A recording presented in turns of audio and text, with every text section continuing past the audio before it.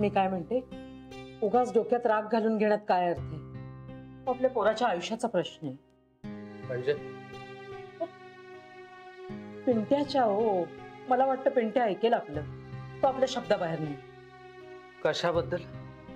लग्नाबद्दल. कुणाचं लग्न? कुणाच्या काय?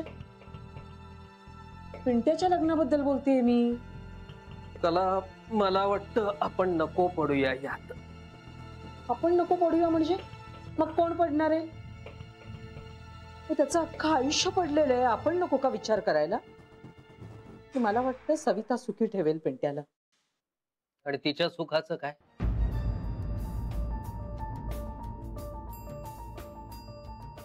तिच्या सुखाचं काय? ती सुखी होणार आहे का याच्याशी लग्न करून? मुळात त्या बिचाऱ्या पोरीला द्यायला आपल्याकडे ना पैसा अडका ना जमीन जुमला. आपली सगळी भिस्त होती तो आपला मुलगा चांगला आहे, तिच्यावर प्रेम करेल, तिला सुखात ठेवेल यावर. आता आपल्यालाच भरवसा राहिलेला नाहीये तर कशाच्या जोरावर आपण त्या परक्याच्या मुलीला आपल्या घरात आणायची? पिंट्या आपल्या ताब्यात नाहीये, पण हे लग्न होऊ न देणं आपल्या हातात आहे.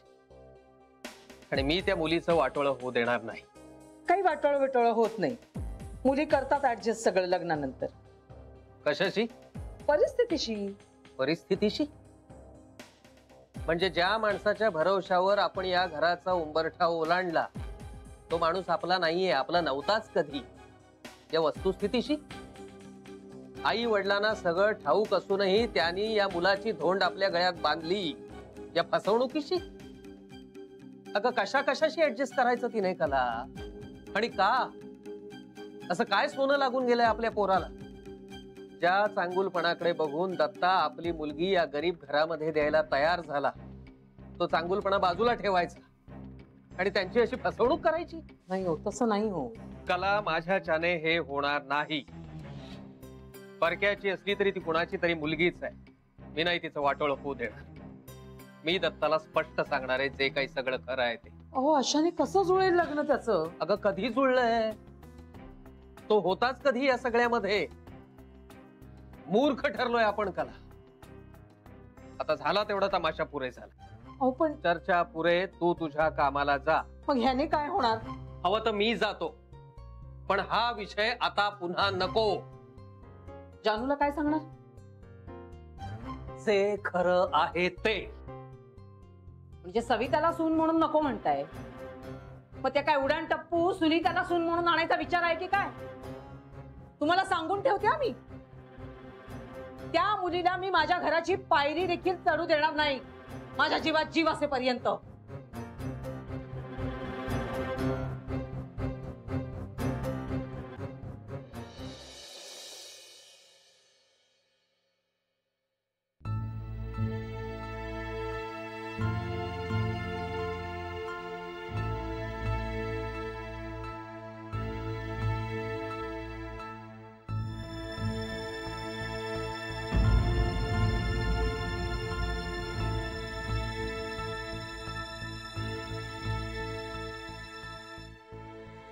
सुनीता,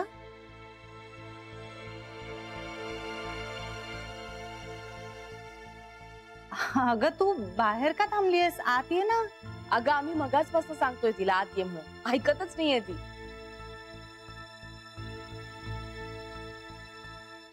ये ना बाळा, ये आत ये. अगं ये, आता तुझी ताई आली आहे ना, ये की.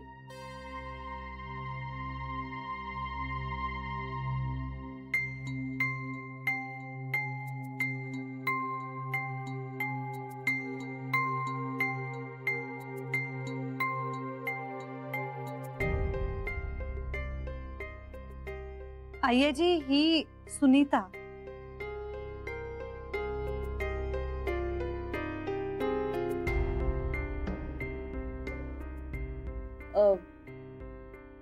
तुझ्या बँकेत असते का? नाही नाही, ही रोहनच्या ऑफिस मध्ये आहे कामाला. मग तुझ्याकडे कशी काय? बेबी, नाही सॉरी, म्हणजे मी सहज विचारलं. आमची ओळख आहे ना म्हणून.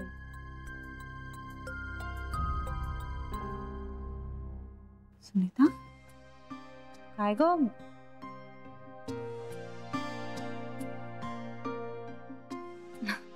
काय झालंय? नर्मदा पाणी दे तिला. नाही नको, मला फक्त ताईशी थोडं बोलायचं होतं.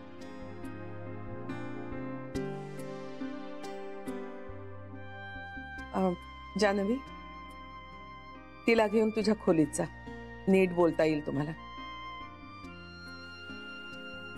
हो आई आजी.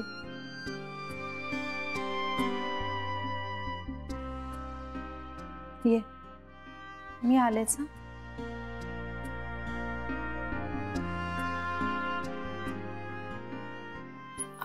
आई आपण मध्ये पडायचं नाहीये यात बेबी. नाही पडणार. छान वाटते ना मुलगी. बहिणी, तुला कुठलीही मुलगी छान वाटते? हा, त्यासाठी म्हणते मी. नर्मदा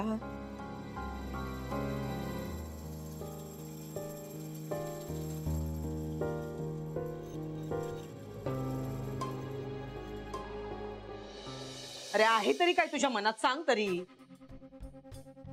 तुला काय त्या सटवीशी लग्न बिग्न करायचंय की काय? हे बघ, मी तुला आधीच सांगते, तुझे बाबा काही तुझं सविताशी लग्न लावून देणार नाहीयेत आणि मी तुझं ह्या टवळीशी अजिबात लग्न होऊ देणार नाही, कळलं? मला ती मुलगी अजिबात आवडलेली नाहीये. अरे काय ते कपडे, पुरुषासारखे कपडे घातलेले, काय ते वागणं, काय ते बोलणं, काय तिची भाषा, ती उठण्या बसण्याची पण रीत नव्हती तिला. हे बघ, या मुलीशी लग्न करण्याचं तू जर मनात जरी आणलंस ना, तर मी अन्नपणाचा त्याग करून घर सोडून निघून जाईन, आधीच सांगून ठेवते तुला.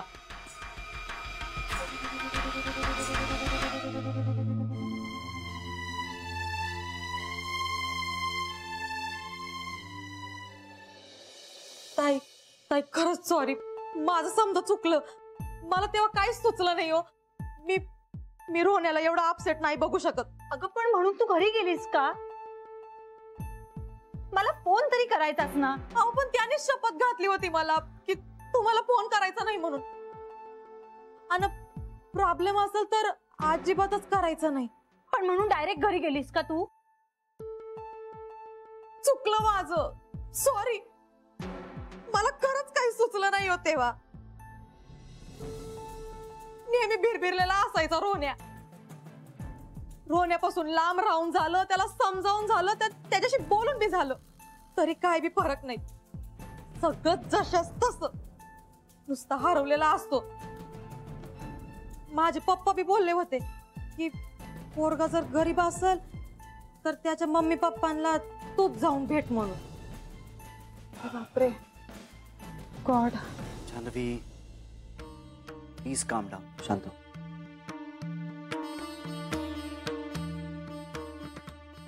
जान्हवी ताई, एवढं चुकलं का हो माझं? मी चुकले हे मला रोहण्याच्या घरीच समजलं, पण एवढे चुकले हे आताच कळतंय. नाही कळत मला काही. मला कुणी मोठी बहीण किंवा भाऊ नाहीये ना सांगायला. मी आपली एकटीच. माझ्या मम्मी पप्पांचा लई विश्वास माझ्यावर. म्हणजे लहानपणापासून मी जे केलं ना त्यांना ते समजा बरोबर वाटतं. पण यावेळेस चुकले मी.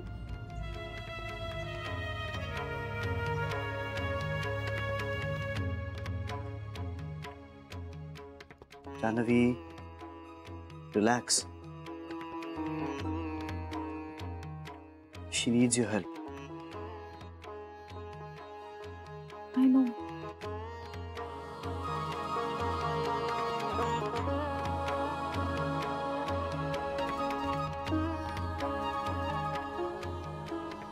I'm sorry. नाही. अहो तुम्ही कशाला सॉरी म्हणताय? चूक तर समधी माझीच आहे. रोहण्याच्या लाईफची वाटच लावली मी समधी. आता तो कधी माझा तोबाड मी बघणार नाही असं वाटतंय मला. आज फोन बी नाही उचलला त्याने, ऑफिसला बी नाही आला. त्याच्या मनात काय सुरू आहे कशाचा काय बी पत्ता नाही. मला खरंच काही सुचत नव्हतं म्हणून मी तुमचा पत्ता शोधत इथे आले. जान्हवीताई मला माफ करा. अगं तसं काही नाहीये, तू तू शांत हो, बघू आधी. नाही जान्हवीताई, तुम्ही आधी शांत व्हा. तुम्ही दोघी शांत व्हा आता. हे कधी ना कधीतरी घरी कळणारच होतं की नाही, हे फक्त जरा लवकर कळलं इतकंच.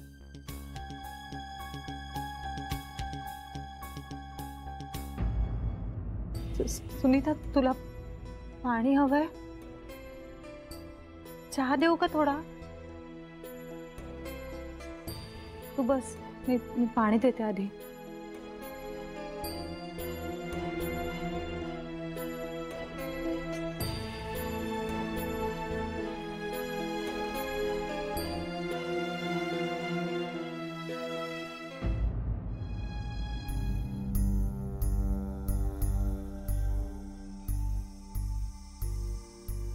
बर राहू दे, ते सोड सगळं.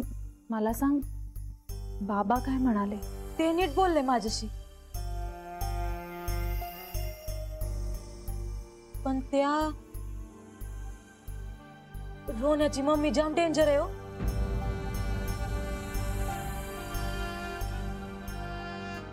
म्हणजे सॉरी, तुमची मम्मी. त्यांना ना जाऊ दे,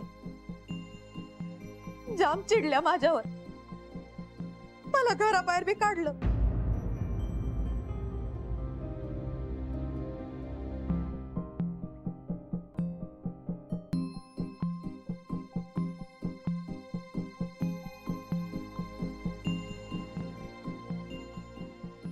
पिंट्या काय म्हणाला? त्याचं काय म्हणणं होतं या सगळ्यावर? त्याने कबुली दिली ना समधी.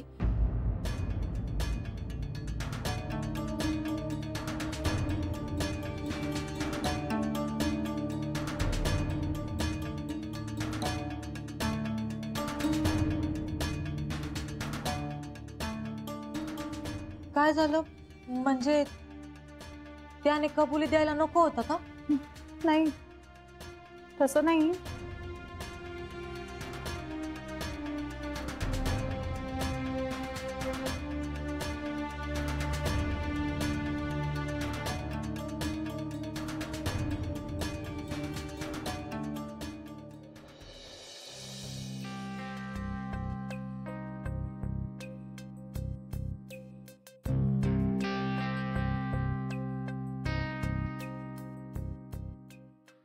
दत्ता, काय झालं साहेब?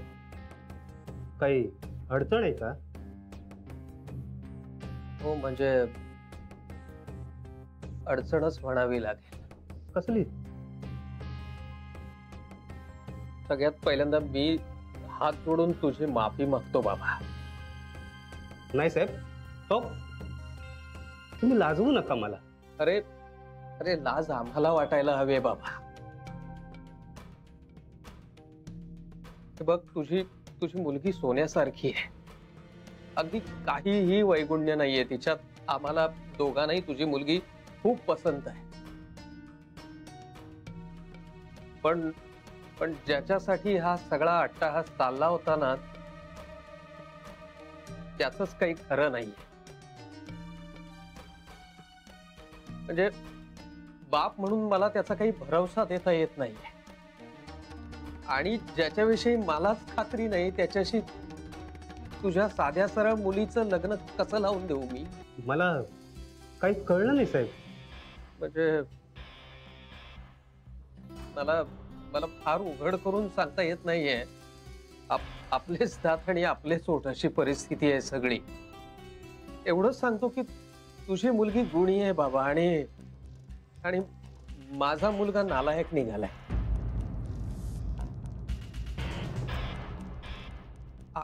आपला योगच जुळत नाहीये. तू तू सवितासाठी दुसरं एखादं स्थळ बघ. चांगलं स्थळ मिळेल तिला नक्की. अहो मी काय म्हणते, पण नाही म्हटलं घोटभर चहा तरी घ्या ना. नको, चहा नको, निघतो मी आता. दत्ता, राग नको माणूस रे बाबा.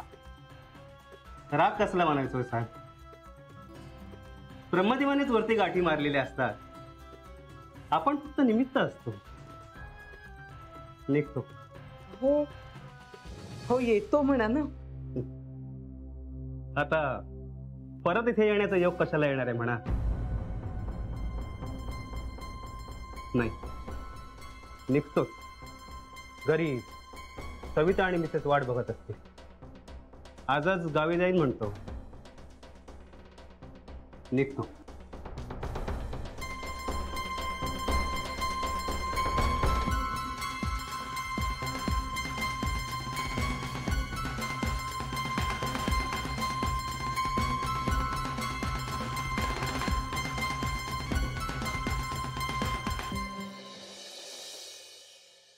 वेडी आहे का ही मुलगी? जान्हवी, अरे एवढं सगळं जुळून आलं होतं, सगळ्यावर बोळा फिरवला तिने. तू जरा शांत होणारस का? बाबांना काय सांगणार आहोत? आणि बिचारा पिंट्या, त्याची काय अवस्था झाली असेल रे. मूर्खपणा केलाय मुलीने सगळा. तिला काय माहित हे एवढं सगळं होईल? अरे मग पेशन्स ठेवायचा ना थोडा. तिला तुम्ही तसं सांगितलं होतं तसं करू नकोस म्हणून? आम्हाला कुठे माहिती होतं ही असं काहीतरी जाऊन करणार आहे. मी तेच म्हणतोय. स्ट्रॅटेजी ठरवताना ना तुम्ही सगळ्या शक्यतांचा विचारच नाही केला. तू मला का बोलतोय सत्ताश्री? नाही, मी तुला नाही बोलत आहे. नाही, काहीही झालं ना की तुला मीच चुकते असं वाटायला लागतं. माझं असं म्हणणंच नाहीये. आता तर म्हणालास ना तू. माझं फक्त इतकंच म्हणणं आहे की या सगळ्यात सुनीताचा, फक्त सुनीताचा दोष नाहीये. दोष नाही असं कसं म्हणतोस तू? ती का घरी आली होती मग? अगं पण घरी गेल्यानंतर हे एवढं सगळं तिच्या समोर वाढून ठेवलं असेल याची कल्पना होती का तिला? हे सगळं आता मला वाटतं ना ते बोलतोयस तू. कल्पना नव्हती तर कशाला जायचं मग तिने? तिला माहित नव्हतं म्हणून तर ती गेली. श्री, काय बोलतोयस तू? मग जर माहित नव्हतं तर मग जायचं नाही ना. जान्हवी, तिला विश्वासात घेऊन तुम्ही सांगायला हवं होतं. मला नाही गरज वाटली त्याची. अरे बर, आता हे झालंय, आता काय? मला ना तुझा मुद्दाच कळत नाहीये. मला फक्त इतकंच म्हणायचं आहे की तुम्ही जर तिला विश्वासात घेऊन हे सांगितलं असतं ना तर कदाचित ती गेली नसती. हो, पण मुळात ती असं काहीतरी करेल ह्याची कल्पनाच नव्हती ना मला. जान्हवी, प्रेमात पडलेला माणूस कुठलंही धाडस करायला तयार होतो आणि त्यातूनच ही अशी वेडीवाकडी पावलं उचलली जातात.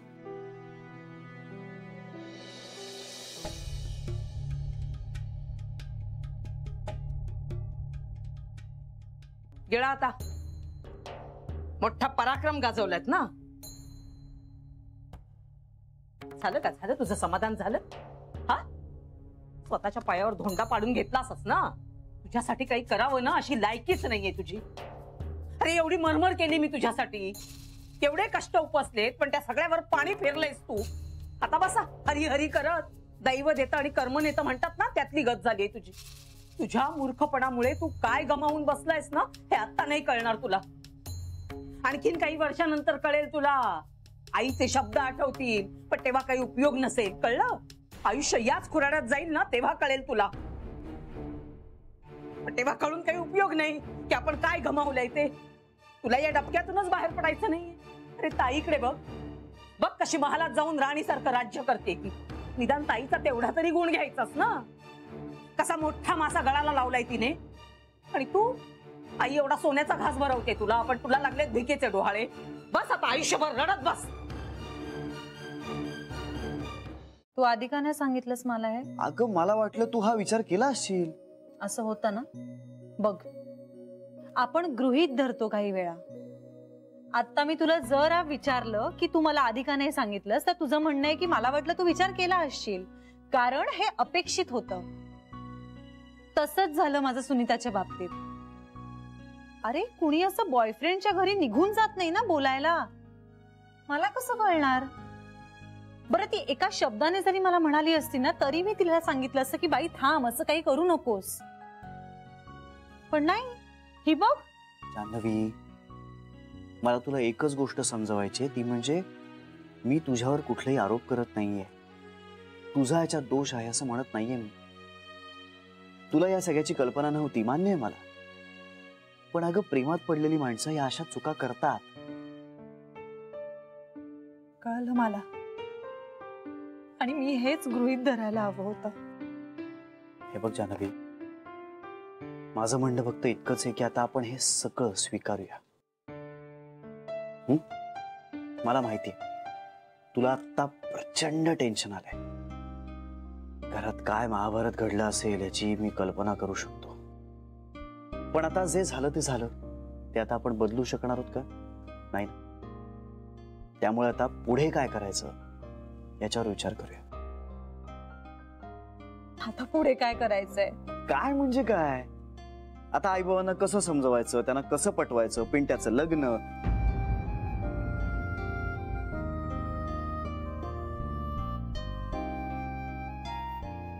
जान्हवी, सुनीताच्या बाबतीत तुझ्या मनात काही द्विधा नाहीये ना?